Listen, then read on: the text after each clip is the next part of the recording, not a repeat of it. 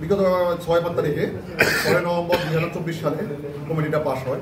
তারপর থেকে আমি দায়িত্ব পালন করে আসছি।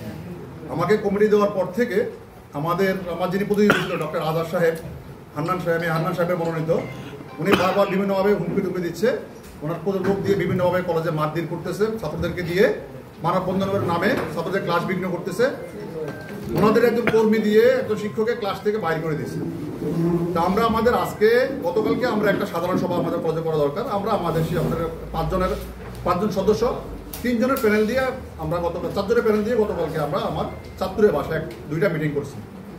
আজকে আমরা কলেজে যাবো, ছাত্রের সাথে সৌজন্য বিনিময় করবো, ছাত্রদের মিষ্টি করাবো, মিষ্টি মুখ খাওয়াবো। সেই ক্ষেত্রে আমার প্রতিনিধি যিনি ছিল উনি সরাসরি ডক্টর আজাদ সাহেব সরাসরি ওনার নেতা কলেজে ডিক্লেয়ার দিয়েছে কোচি কোনো অবস্থায় কলেজে ঢুকতে পারবে না। এতে করে এলাকায় একটা চরম উত্তেজনা। আমাদের ওসি মহোদয়, ইউনো মহোদয়, ওনারা 2 জন গতকালকে রাত্রি থেকে বিভিন্নভাবে আলোচনা করতেছে। রাত্রি 2টা বাজে ওসি মহোদয় বললো যে আগামীকালকে সকাল 11টায় ইউনো মহোদয় আপনাদেরকে সাথ দেওয়া দিছে, অনলি আপনারা 5 জন। বাট আলহামদুলিল্লাহ আমি আমার আজকে কলেজের সভা বন্ধ রাখছি।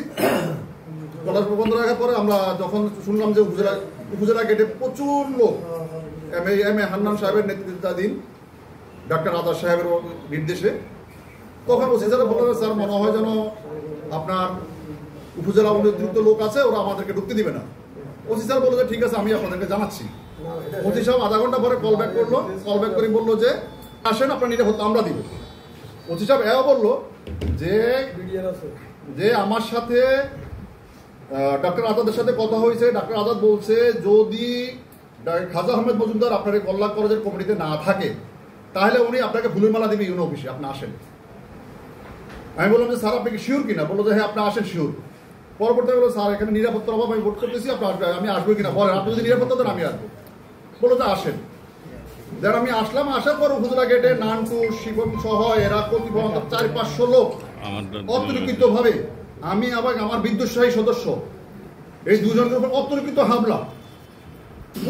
হামলা যদি সম্মানিত পুলিশ ভাইরা যদি পরবর্তী আমাদের পড়াশোনা আয়োজিত সেনাবাহিনী পরবর্তী আমাকে এনে ইউনো মহোদয় রুমে নিছে।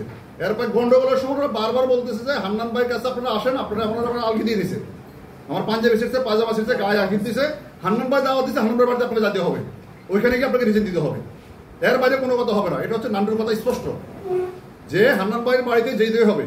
এটা নিয়ে আমরা কল আলে দিচ্ছি। তারপরে যাক আমার নেতা কর্মীদের সহযোগিতা আমি এখান থেকে আল্লাহ পাক হেফাজত করছে। পরবর্তী আমি ইউনো মহোদয়ের রুমে সেনাবাহিনীর সহযোগিতা গেলাম। ওইখানে এখন ওনাকে আবার বলতেছে যে ইউনো মহোদয় সভাপতিতে নতুন কমিটি হবে, এখানে আমি স্বাক্ষর করতাম। আমি এখানে অবরোধ প্রকাশ করে চলে আসছি। ওনারা বললো ঠিক আছে উপস্থিত আপনি আসেন, এই নামটা আমরা লিখি। সেটা আপনাদের ব্যক্তিগত ব্যাপার, এই কথা বলে দিচ্ছি। যেটা বলতে খাজা আহমেদ মজুমদার উপজেলা আওয়ামী লীগের এবং উপজেলা ছাত্রলীগের সেক্রেটারি, এবং উনি এলাকায় আওয়ামী দোসর এবং এলাকায় 5 তারিখে হামলা সব কিছু দোসর হচ্ছে এই খাজা আহমেদ মজুমদার। আমরা কোনোভাবেই খাজা আহমেদ মজুমদারকে এই কমিটিতে আমাদের এলাকায় একটা ভালো কলেজে আমরা মেনে নিতে পারি না, এবং আওয়ামী দোসর যিনি সকল হত্যা গুমের সাথে জড়িত ছিল আমরা তাকে মেনে নিতে পারি না। আমরা এর প্রতিবাদ করেছি।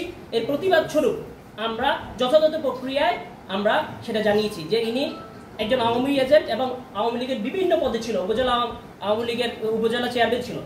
সো একটা কলেজে এই পরিবর্তিত পরিস্থিতিতে যেন আওয়ামী লীগের লোক থাকতে পারে না, কোনোভাবেই থাকতে পারে না।